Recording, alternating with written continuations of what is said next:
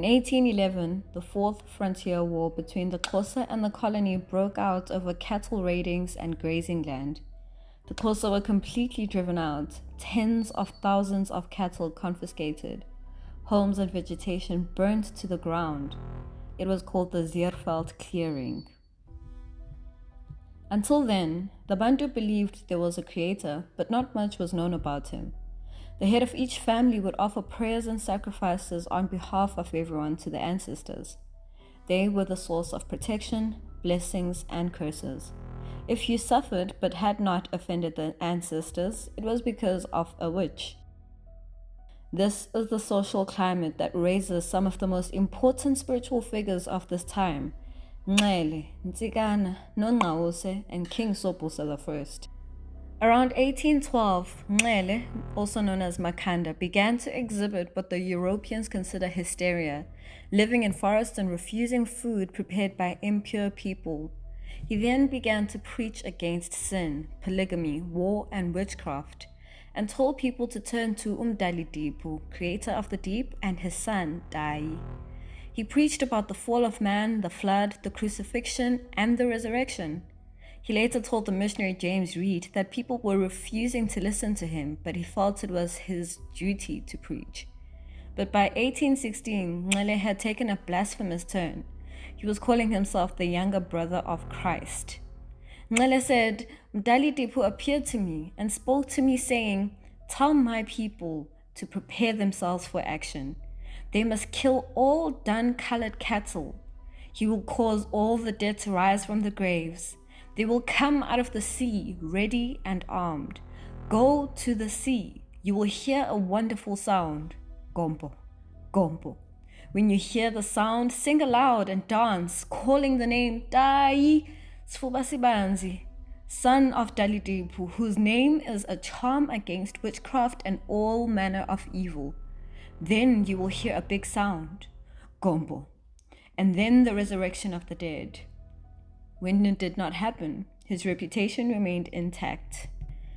Not being elevated to the same status as missionaries made him turn back to traditional beliefs, seeing the world as a battlefield between Umdali-Dipu, or Uhlanga, the god of the Xhosa, and Uthixo, the god of the whites.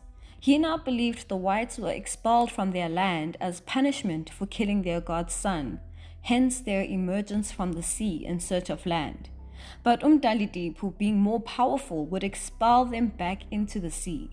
He then became a war doctor, fighting beside Chief Ndlambe, and led 10,000 men in the 1819 attack against the colony. He had promised to turn their bullets to water. It was a bloodbath. When the Xhosa were down 1,000 men, Nxele surrendered himself and was imprisoned by the colony in Robben Island. He drowned during his 1820 escape. Around 1815, Ntsikana also exhibited symptoms of what is considered hysteria. One day he saw bright rays shine through his favorite cow, Hulushe. That afternoon at a wedding party, a terrible storm broke out every time he would enter the dance area to participate, but it subsided when he sat down, leaving the spectators amazed. On his way home, he threw his blanket to the side and plunged into a river, washing off red ochre covering his body, signaling the beginning of his new faith. He said that there was a voice within that said, "Let it be prayed, let every knee bow down." He approached Chief Ndlambe, but was rejected in favor of Nxele. Then he approached Chief Ntsikana and became one of his advisors. Some of Ntsikana's rhetoric was a direct response to Nxele's message of Umdali-Dipu and Dai, preaching Thixo and his son instead. He also composed many songs that are still sung today, attesting to the message of salvation through the crucifixion of the Son of God and total submission to him. But it was evident from his support of Ntsikana's incestuous marriage that there were limitations to his knowledge of scripture. In 1821, Ntsikana saw his death approach and ordered his family to dig his grave. His small group of congregants included his son, William Kobe Ntsikana, Robert Noyi, and Old Soga, the father of Dio Soga. He warned this little group not to turn away from Christ and to embrace Ubuneli at Gwali Mission Station and to stick together. The surviving prophecy he made in the presence of Chief Ntsikana foretold the coming of Amamfengu into their land. Furthermore, he said, "I see this country white with wagon roads. I see this land studded with white houses. Beware of strange doctrine. It will mislead many." In 1856, the Xhosa had just lost the 8th Frontier War and lost large amounts of land. A contagious lung disease also ravaged the cattle. Some believed the cattle were bewitched. Nongqawuse and her friend Nombanda were by the Xaga River in Nxele land when two strangers appeared to them. These spirits from the water declared the dead of the nation would rise from the earth, bringing them new cattle.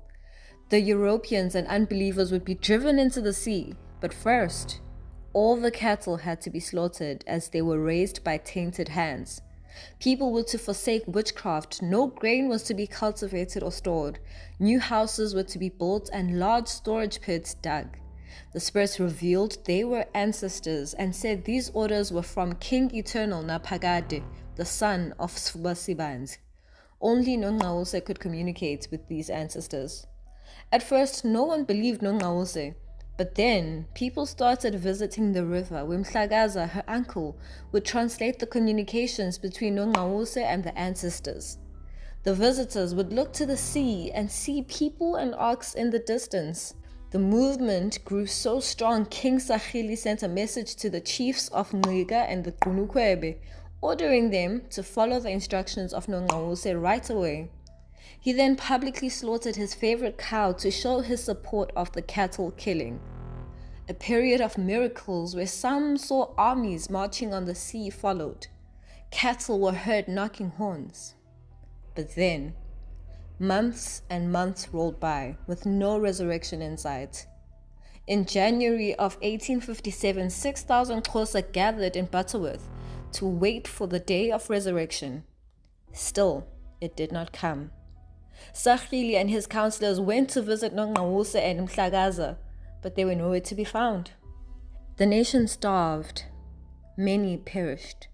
A few continued to believe. Some blamed the unbelievers who had spared their cattle. In the east, King Sobhuza I, known as Somhlolo, was stabilizing the kingdom of Eswatini after tensions with the Zulu nation. In 1834, before white people could even dream of setting foot, the king had a dream.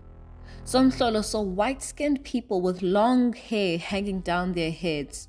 They carried with them a scroll and a round object. The king was instructed to give the following instructions to his people. Firstly, not to hurt the people. Secondly, to accept the scroll. Lastly, to reject the round object. Initially, the vision was seen as divine, thus coming from the ancestors, but now it is believed to be from God. His son Mswati II sent his representatives to invite some missionaries to Eswatini.